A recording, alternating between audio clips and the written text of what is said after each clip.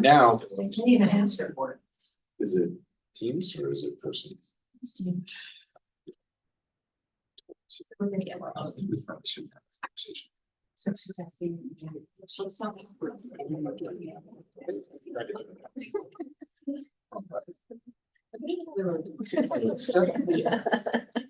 Score everyone on that. I know. So that was that period where you were, Mr. Mayor, we're good to go. We're live on YouTube now, folks, so. Yes. Okay, I'm gonna go ahead and call this meeting of the legislative committee for the city of Salem for January 12th, 2024 to order. I would just note on the agenda, it says 2023, but it's really 2024 Yes, good catch. for the record. President Hoy, Thank you. Nishioka, Nishioka, thank you. and then staff to be identified. And we have several staff members online as well. Thank you all for being here. So Nordic might be trying to join remotely. Yes. Okay, Councilor Nordyke is joining remotely. We'll give her a moment then before we proceed. It might be a minute or two. Did you hear from Councilor Phillips at all? No. Okay. No. Because now we're at 4. Somebody would have to leave if you still have to leave, so there she's in the waiting room again. Great. Because I'm looking at you. Okay, Councilor Nordyke has joined us, so we'll continue on with the agenda. Legislative updates. So we have the folks from Summit Strategies. I see online we have Terry. So I'm going to turn it over to you. Pat also. So I'll turn it over to you. Oh. Let me start. Okay. We Yeah.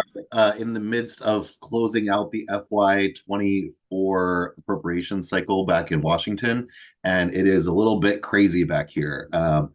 Over the weekend, last weekend, you may have seen that the Speaker and the Democratic Senate folks negotiated a major deal that would allow for. I'm sorry, Terry, if we can hold you up for 1 second. So we are getting some feedback. I think we need to put something on mute. I'm gonna go ahead and call this. That sounds quiet now, to me at least. Can you hear me? These with about a minute Okay. lag in between them, so. Can you bring Michelle and Mark in? So I believe we are now ready to, and Mark is joining us as well. So if you could start over, Terry, that would be great. Yeah, sure. Happy to. We are back here in Washington. We are working, or Congress is working to wrap up the FY24 budget cycle. It has been a quite chaotic cycle, and they should have finished this up back in October, but they didn't. So they punted. Then they had the Speaker debacle, and now they punted back to about this time next week. Next Friday is the date that they have to get things done by, and they are not quite there yet.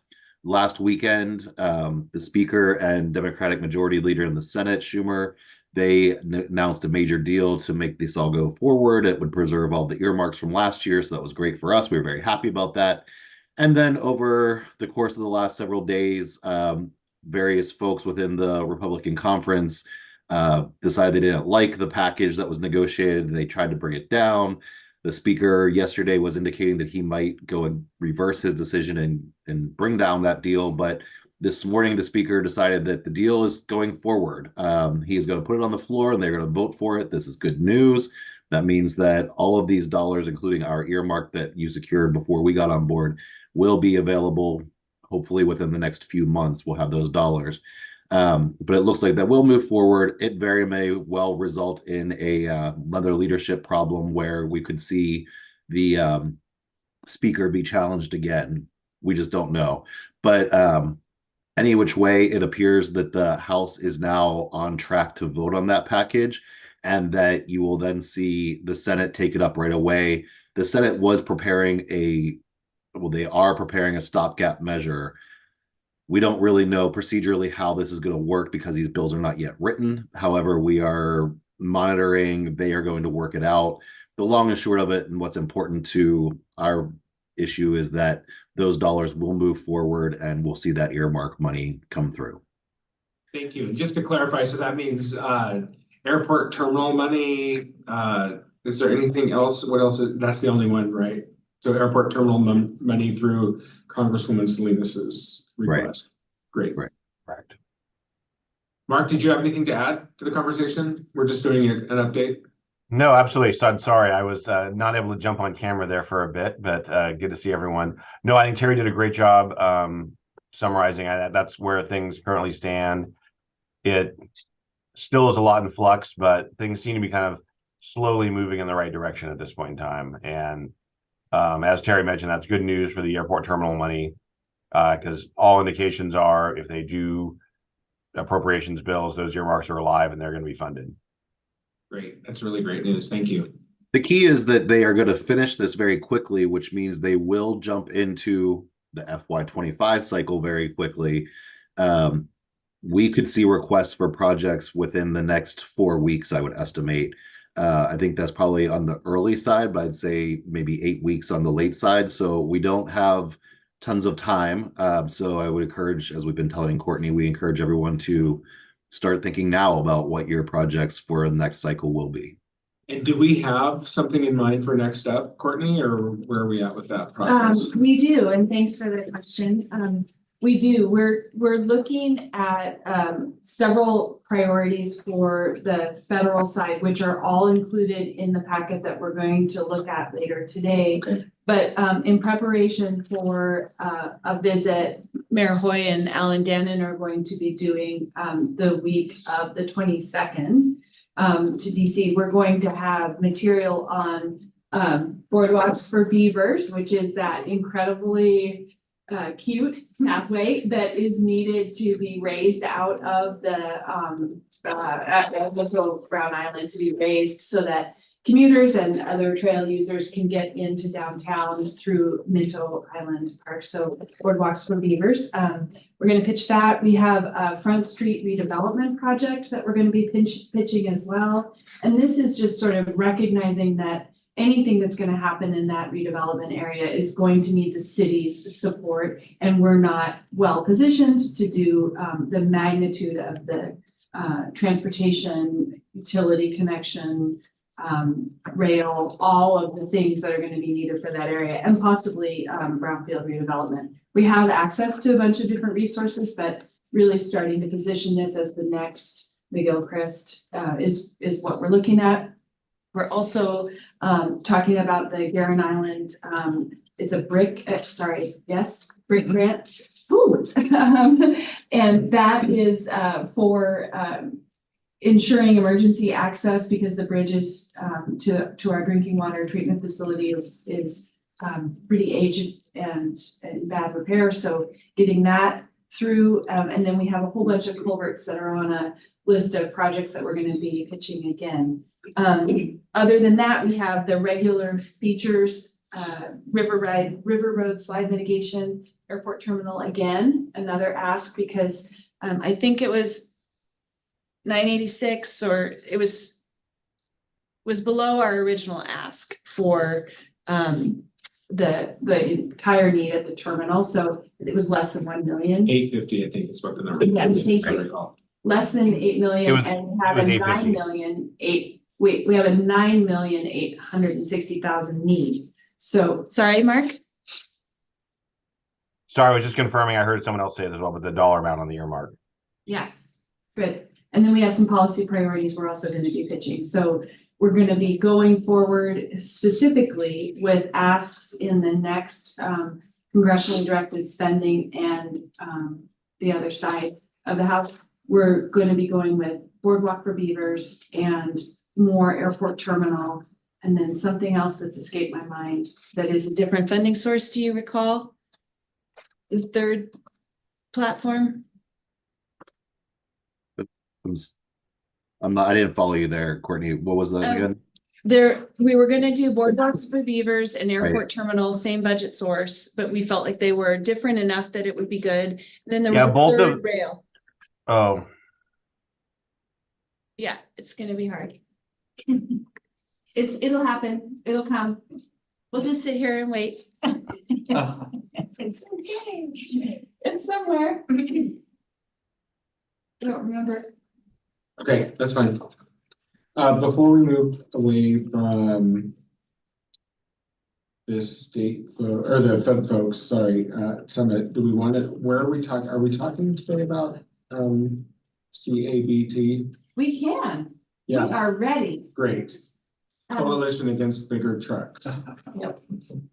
Did you meet with them? I did. Awesome.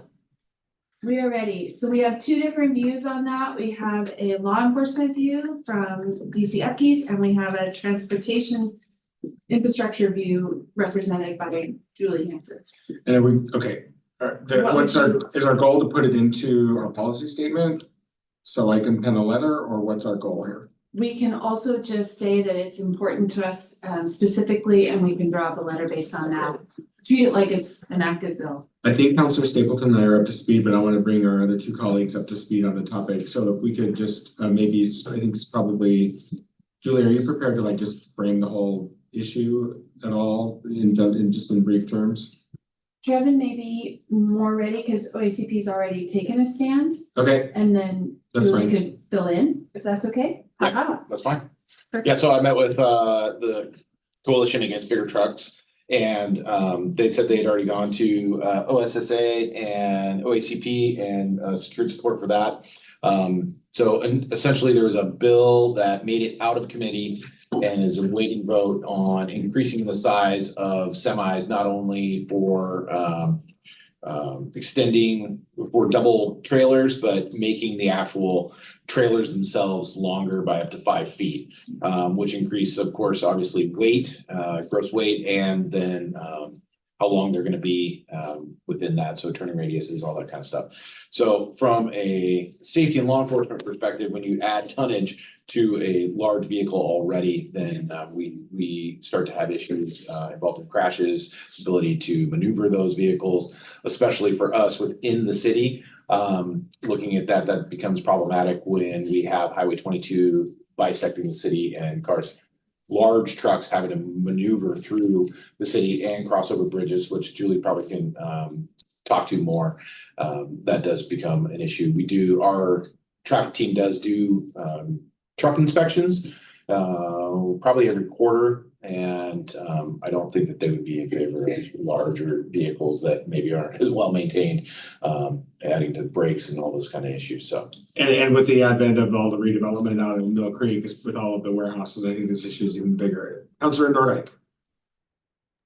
Thank you so much.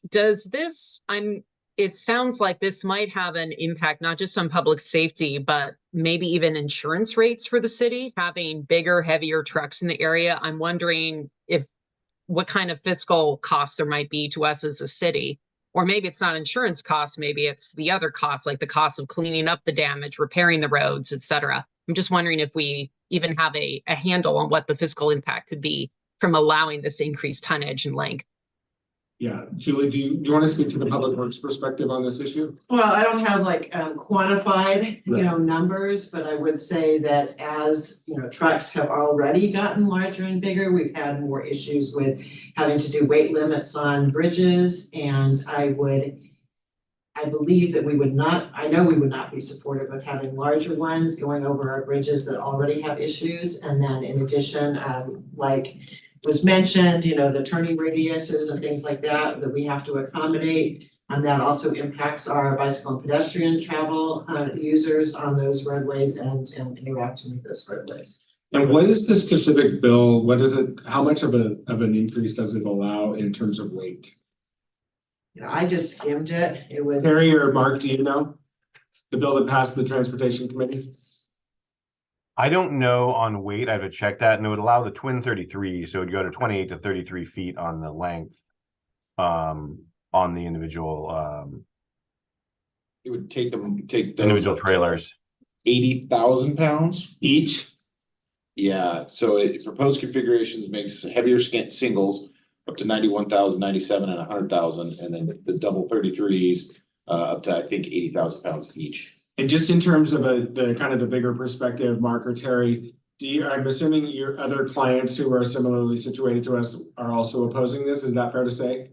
I actually have not had any municipalities I work with opposing it or involved in it at all. I know It's not a client that I work on, but it's a client of the firm, the Greenbrier companies who are headquartered in Lake Oswego. They have consistently lobbied against the larger, heavier trucks over the years. So I know some of my colleagues have done work on that. Okay. But I have not had other cities that I am aware of that I work with take positions. At least they've sent the stuff to me. Okay, according to the coalition, there's at least there's a significant bipartisan effort to kill this bill, and also people in the trucking industry who are opposed to this bill. That is definitely the case because there are different trucking companies and different kind of entities like the heavier trucks and different ones don't. It's largely driven by like UPS and FedEx and Amazon are the ones really kind of driving the effort for the larger, heavier trucks. But rail is generally opposed because the multimodal container and container cars, you can't the larger size, it doesn't fit. So as soon as you go that way, you end up being straight from off the boat onto truck rather than being able to actually use rail as a component of things. So that brings a lot of people who are in on the opponent side there. Law enforcement is consistently against for that reason, as well as a lot of other kind of safety groups and things of that nature for on the safety side. So there's definitely a good bipartisan coalition on this. Generally, they've been able to fight this thing off and stop it on times when it's in the past. I mean, it's an issue that comes up every single Congress. I have every reason to believe that it'll be able to be stopped in the Senate. And what actually happened on the House side was kind of a compromise position. There was an amendment by Sharice Davids from Kansas to kind of make the bigger truck amendment better, which then actually brought some Democrats on board and actually support it. But I think they should be able to blow it up in the Senate when it comes to that there. Thank you. I understand the National League of Cities is actively opposing it as well. So, okay. So do you have any advice for us on whether we take a position? I see no downside to you all taking a position, really. I mean, I think that's a kind of a decision for you all to make, but I don't see a lot of downside on it. I think the safety concerns and all that would definitely lean in favor of you all opposing it. And to your point, I think it was you, Mayor, you have a lot of highways where a lot of these trucks are going to be coming through the middle of Salem on city streets or things like that. So I think there's definitely reason to do so. Thank you. Mark, you follow. Oh, sorry, go ahead. I was say Mark has followed this closer than I have. None of my municipal clients have weighed in on this. However, I have heard a little bit of chatter on this, but the last I heard, and maybe it changed, it was going to be a voluntary pilot program for states to decide if they wanted to opt in. And one of the things that I heard was that a lot of the state DOTs, especially ones with a lot of bridges, feel that their bridges are already at capacity with the weight limits they have, and that there was concern about allowing heavier trucks. So I hadn't seen if they changed the voluntary nature of it. If they have not, it might be something that Justin could check in and see if the Oregon DOT they may already be opposing it, in which case it's kind of a moot point for you. Thank you. I do have a question. Yeah. I'm wondering, do the truck companies pay fees for supporting transportation roads? Fuel tax. Fuel tax is the only thing, so we don't know if that's being purchased here or not. Right, it's wherever they're buying their fuel. So thank you. That was all. Just wondered. So Councilor Nordyke and Councilor Nishioka, did that give you enough background information to be able to consider this, or do you want to wait and be able to get some more information? I'm good, thank you. Thank you. Do you feel like we want to take a position on this, or do we want to? You know me, I always want to fight. I feel like we need to take a position on it. I feel like this is, we can't afford this. We can't, our infrastructure can't handle this if it were to pass. And I just feel like we should take a position on it personally. That's my take on it. I agree.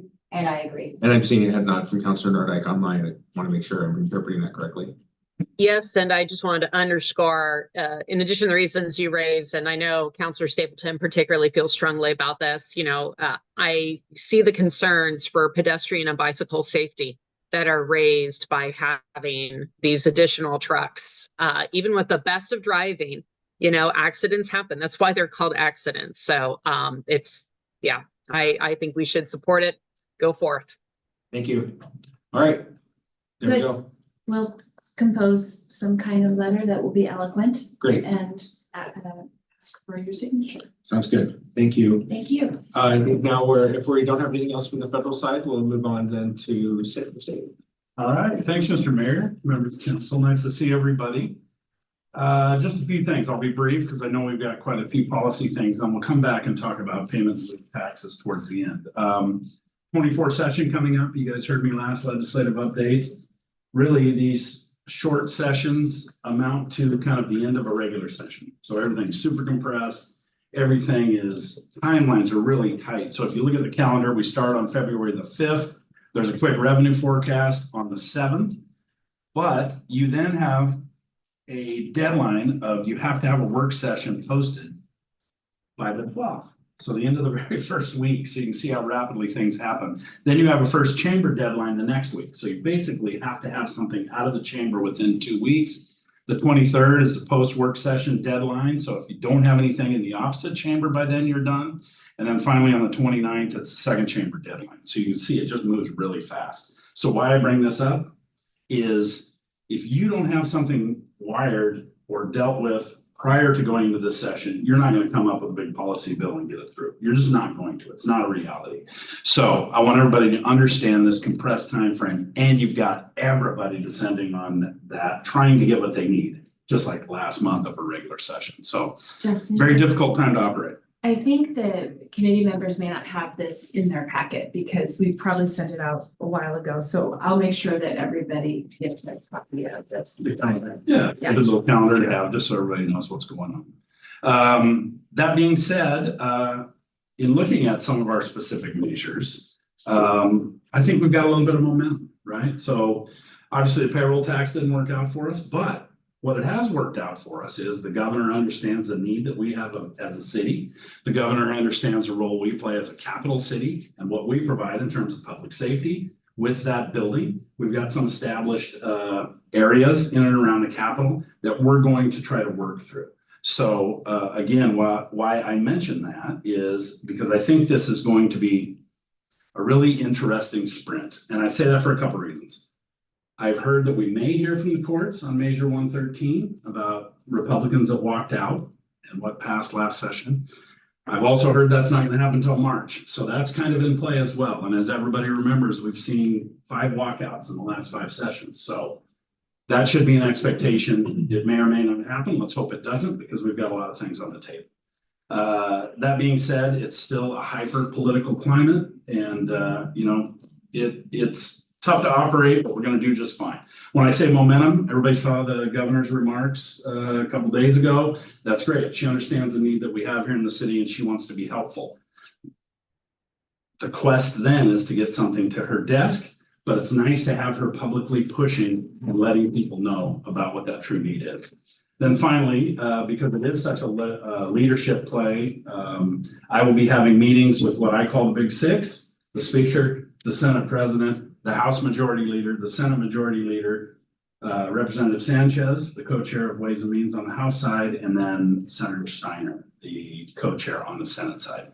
I've got those meetings in late January on a little goodwill tour that my firm is doing, and we will know more after those meetings on how we are to proceed. There are some public policy measures that are coming out that look to address some of our concerns. But again, at the end of the day, if this is going to happen, we need to make sure that we have that wired with leadership. So we've already had those conversations. We're going to get into a little more detail in the coming weeks, but we'll keep our fingers crossed. I'm encouraged that we've got some good positive momentum going in. I'm also encouraged that we separate ourselves because we are a capital city.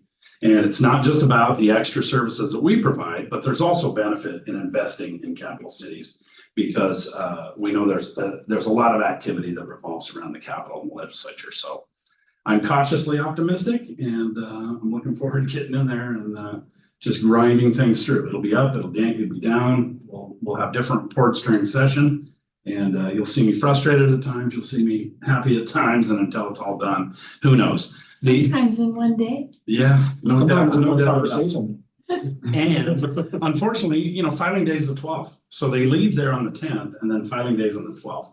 So not only are these things super compressed and very difficult to get things done, but they're super political. Because people are going into primaries, people are going into general elections later this year. And it's an interesting dynamic that our former Senate president really wanted to happen. And it's happening now, so. Okay, We're looking good. That's my update. thank you. Councilor Nordike. Thank you. Do you have any updates for us on Measure 110? I know this committee had talked about whether and how to formulate a position and what kind of nuanced approach can we take to this very politically charged issue. I know it's something that my constituents are very concerned about. They don't agree on how Measure 110 should be addressed. And I'm just wondering if you have any updates for us at this point. That's coming up on our agenda, Counselor, in the revised 2024 policy agenda. I think we're going to get into a little bit more detail on that in coming up here just momentarily. Okay, great. And the only other question I had then, and perhaps again, this is better for later in our meeting today, but I know we have some new-ish members of the Salem delegation, and I just want to reiterate, we all know how important it is to build relationships with our local delegation. And I know that our mayor is doing that, but I think other members of council would be interested in helping build relationships with our local legislators. So I want to make sure we're orienting in the same direction, using the same talking points, all that good stuff. But I just want to put a pin on that because I know that can be really helpful in helping us drive results and again, moving in the same direction. Thank you, Counselor. Are we ready to move on to the policy agenda, the draft? Yes, and if I may, part of what Justin was describing is a fairly hectic pace that we're about to all jointly participate in. And I just wanted to have a quick reminder that we did ask the council that this committee could serve as the city's voice. Just because of that pace, we don't always have time, especially as bills are introduced, to get back to the full council. And so just have that knowledge and awareness. These policy statements are amended and I have it in track changes so you can see the spots that we've altered. Again, this was approved by the city council already. And so what we're taking forward, it was in sometime in December and all the crazy noise there. So we did take a report to the city council so that the committee could serve as the city's voice and with the initial policy statements. And so what we are looking at today are amendments that we would want to take to the council perhaps as early as the 27th. And so what we've tried to do is we've tried to capture the recreational immunity issue that we might, I don't remember if we had a conversation about that when we first sat down, but I was hearing some conversation about recreational immunity. We've tried to reflect, so let me just do it in order so we can all follow along. On page 3, you'll see a change to a human resources issue. This is to capture some different thinking about collective bargaining agreements and operational needs. Takes a little bit of the steam out of the possibility for conflict, and it better represents a little bit more of a positive framework for how we might tackle these issues. And is this reflective of our last conversation in this committee? It is, and further conversations as we were trying to bring everybody up to speed about what collective bargaining is. Great. And so I don't know, Councillor Nordike, if that accommodates your concern, but it's trying to get closer. Then you'll see at the very top of page 4, a little bit of a change to recreational immunity. And again, this is trying to give us a broader place to react to the current situation with Newport and that case. At the top of page 5, you'll see a note about reforming Measure 110, and this is reflective of the dialogue and the conversation last time the committee got together. So trying to make some changes, but not go back to before measurement. Right. So see if that meets the need and flavor of your conversation. And then you'll see on page 6, a note about preserving affordability and stability for mobile home parks. And this again is a topic that came up in your conversation last time we got together. And it's an attempt to try to reflect that in our policy statements. I'm gonna stop there and then move into the capital project ads. Just wanna pause and see how those statements feel and if they're reflective of your conversation. Is this meeting everybody's needs on terms of the conversations we've had and where you want to be on these issues? Yes. Councilor Nordike? Thank you. I appreciate the art of compromise, and I feel that we've arrived at a suitable compromise and that I've taken things as far as I can go in terms of tweaking our policy positions on operational need and collective bargaining.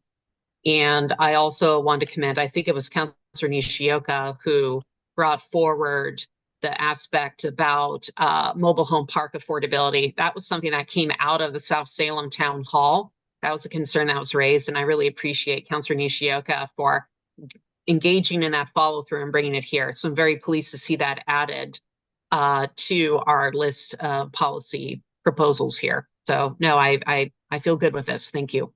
Great, And I thank you. also like the very thoughtful language about reforming Measure 110. I see that now. And I also particularly want to appreciate the comments about deterring public use. That is a huge concern from my constituents. And as I've commented publicly before, we already have restrictions on the public use of other substances. It doesn't make sense that you can do some dangerous substances in public, but not others. So I'm pleased to see that very careful language included here. Those are my comments. Thank you, Councilor. I am also fully supportive of these revisions. I think they captured everyone's sentiment, and I think Councilor Nordike said it well in terms of the art of compromise. And so, yeah, I'm good with these. Thank you so much. On the capital side, so these are funding priorities that begin on page 8. What you'll see is, as it relates to airport funding, we've tried to add the emergency preparedness element to future capital asks. So you'll see that reflected there. And then on page 9, you'll see a reference to Riverfront Park playground, and that's because we are trying to get funding through OPRD for some playground improvements there. So just want to make sure that you can see where the two changes are. Yes.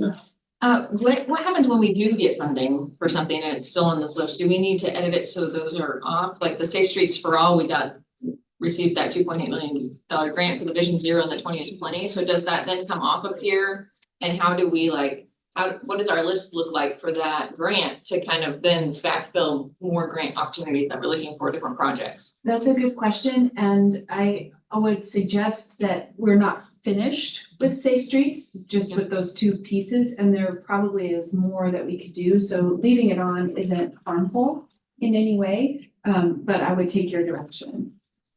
Maybe can I restate my statement?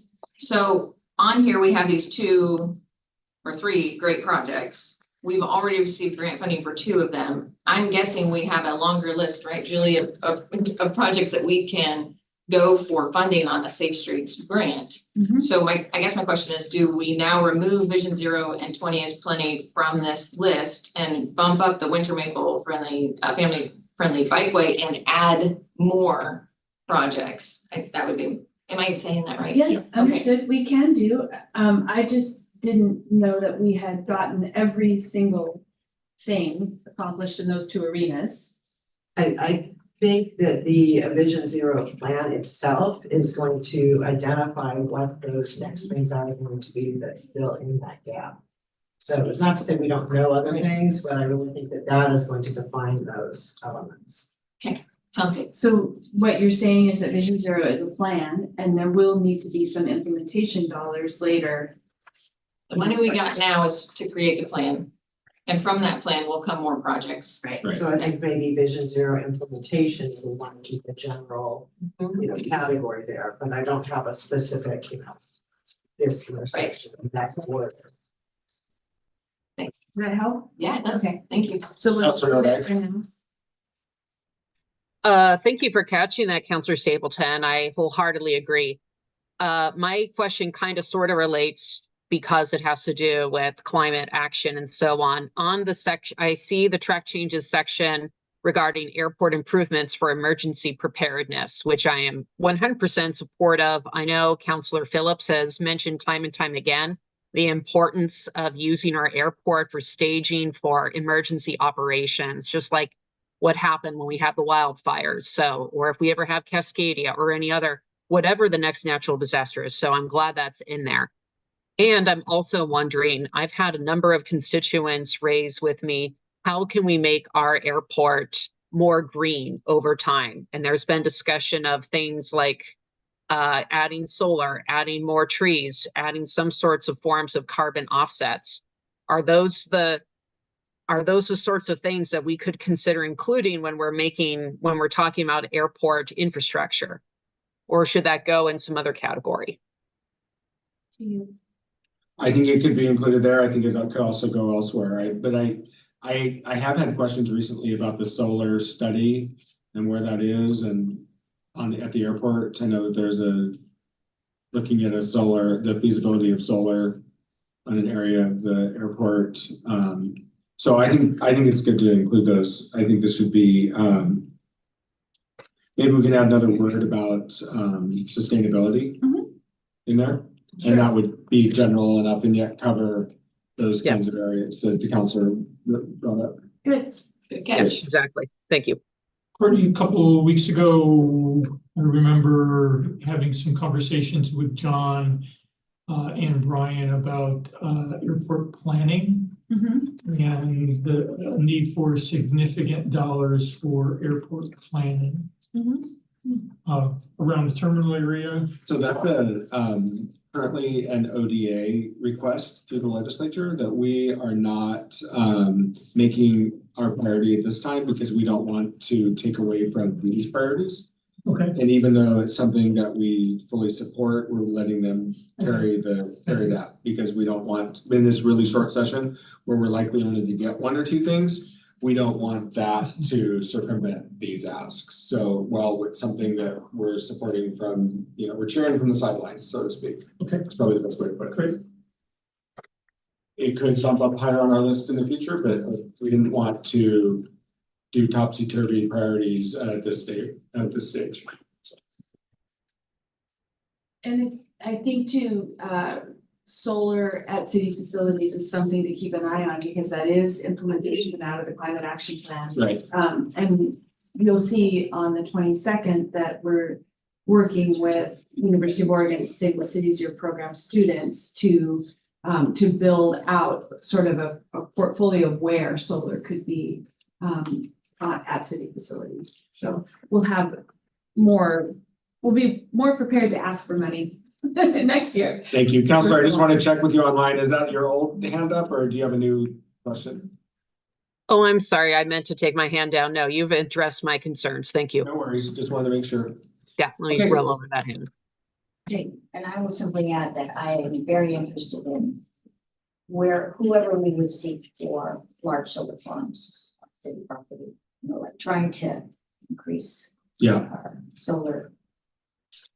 I'm wondering if we're looking at do we have any, I think if we just add sustainability, the word sustainability in that airport, I think that'll give us the cover we need for that. And I do think too, as we head into next session, building out more around climate related improvements coming out of the climate action plan and some other things. As we head into next session, I could spend more time building out something. I don't know. Also, I'm wondering if we could, I'm wondering also if we could just, if you look on page 6 of the last paragraph under carbon reduction framework, rather than saying carbon reducing transportation projects, maybe if we just say carbon reducing projects. Okay. And not limit it to transportation projects. That's a good. And that's definitely, that definitely would cover it. Okay. I'm going to have to leave very soon for a radio show, but I want to make sure that we get through. I would just need to know that if I make the 2 additional changes we've discussed, sustainability and taking transportation out of climate reduction or carbon reduction, including the ones you're seeing in track changes, is that going to meet your needs? And can I forward that to the council as a recommendation of this committee? Yes, for me. Yep. Stapleton says yes, Nishioka says yes, double checking with Councilor Nordic, and she says yes. with a thumbs up. Awesome. That fancy. I've never seen them. Great, I'll take care of getting that. What's your idea, Councilor? If you want me to talk more and make the meeting go longer, I can, or No, we love that thumbs up. Thank you so much. you are welcome. So the rest of the issues on the agenda, I think we've already covered. Generally speaking, we could talk a little bit about Orchard Park if you wish. And Mayor, I wonder if you want to just quickly address OR7 work. Sure. So local revenue options, our work around property tax reform in general continues. I met again this week with the OR7 mayors. We are planning to, in fact, today I'm on Think Out Loud with the mayor of Bend, and we're talking about tax reform. We're our current budget situation, and then looking towards the longer term strategy of tax reform in general. And we are pending an op-ed for the Oregonian, the 7 of us. We're hoping to get all 7 signatures. Just that'll hit right before the legislative session. And then we are planning a collective visit to the Capitol from the 7 of us meeting en banc, so to speak, with legislators in an eye toward not this session, but the following session, because something like property tax reform is never going to happen in a short session, let alone starting Let alone 25. Yeah. It's a multi-session. The idea is we're continuing the conversation, we're continuing to push the momentum, and we feel like with those 7 cities, we have hopefully can have some impact on that conversation. And there are many other efforts pushing in that direction as well, but we'll just be kind of one targeted group to do that specifically around property tax reform. Also, the conversation about payment in lieu of taxes continues. I met yesterday with Rep. Anderson, and he has an effort underway, and we're also, doing our own legislative pursuits in that regard, trying to get a payment in lieu of taxes. We've, like Justin mentioned earlier, we have the governor's attention, we have her support. Now we just need to get action, and so those efforts continue. So just know that that's ongoing every day, all day. And that's probably a multi-session project as well. Yeah, for well, it's already all the been. municipalities that have Mhm. property off the rolls. That Yeah. being said, we've got some different directions that we're heading into because we are the capital city. That's right. I would just like to take a minute to thank you, Mayor, for you kind of taking the torch on this and running with it. I know getting those 7 cities together was your idea. And you've just been so active in trying to really rethink how and come up with creative solutions on how we can apply pressure in different ways. And so on behalf of Ward 1, I would like to say thank you Thank you. for your efforts in both of these areas. I can't say that it was my idea to pull that group's been meeting for a bit, but it was Good. to put their efforts behind this particular Yes. idea. Yes. Yes, I will take credit for that piece. So, staff can stay and answer informal questions, but that's everything that we needed to accomplish today in our meeting. All right. Everybody should go, turn on, think out We'll loud, go out. and listen along. All right. Thanks, Councilor Nordic. Yes. Oh, I would just, if you do send out that letter, I would just like to get a copy of it. I'm sure you are planning on that, but I just would love to see it. Thank you. You bet. All right, we are adjourned. Thanks.